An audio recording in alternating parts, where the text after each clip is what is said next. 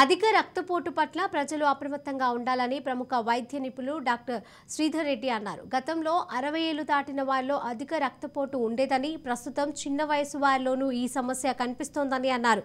దీనికి ప్రధానంగా మారుతున్న ఆహారపు అలవాట్లు, లైఫ్ స్టైల్, వంశపారపర్యంగా వచ్చే బాధితులు ఉన్నట్లుగా డాక్టర్ శ్రీధర్ రెడ్డి తెలిపారు. ఇక అధిక రక్తపోటు ప్రారంభంలోనే ఉదయాన్నే తలనొప్పి, తల బరువుగా అనిపించడం, కళ్ళు మసకబారడం, గుండెదడ తదితర లక్షణాలు కనిపిస్తాయని అన్నారు. ఇటువంటి సమయంలో వైద్యుల సలహా మేరకు మందులు వాడాలని అన్నారు. కుడి చేతికి, ఎడమ చేతికి రక్తపోటులో తేడా ఉండవచ్చునని, డిజిటల్ మీటర్లలో రక్తపోటు నివేదికలు ఖచ్చితమైనవి కాకపోవచ్చునని డాక్టర్ శ్రీధర్ రెడ్డి ఆరోపించారు.